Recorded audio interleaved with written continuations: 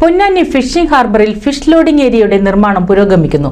ഹാർബറിലെ വിവിധ വികസന പദ്ധതികളുടെ പ്രവർത്തനങ്ങളുടെ ഭാഗമായാണ് ഫിഷ് ലോഡിംഗ് ഏരിയ നിർമ്മിക്കുന്നത്. പ്രധാനമന്ത്രിയുടെ മത്സ്യസമ്പദ് യോജന പദ്ധതി പ്രകാരമാണ് നിർമ്മാണം നടക്കുന്നത്. 18 കോടി രൂപ ചെലവഴിച്ചുള്ള വിവിധ പദ്ധതികളാണ് ഹാർബറിൽ നടക്കുന്നത്.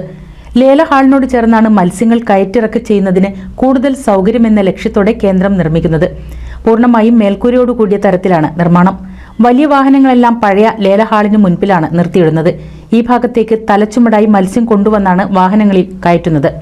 മഴയും വെയിലും ഏൽക്കുന്നതിനാൽ വാഹനങ്ങളിലെത്തുന്ന മത്സ്യം കേടുവരാനുള്ള സാധ്യത ഏറെയാണ്. ഇതിനാലാണ് മേൽക്കൂരയോട് കൂടിയ ഫിഷ് ലോഡിംഗ് ഏരിയ നിർമ്മിക്കുന്നത്. ഇതിനോടൊപ്പം ഹാർബറിലെ മറ്റ് വികസന പ്രവർത്തനങ്ങളും നടക്കുന്നുണ്ട്. NCV news, Ponnani.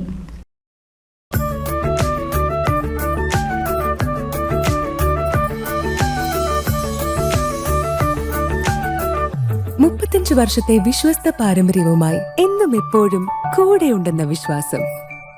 Basit wedding mall, Basith arcade, Poongottukulam, Tirur.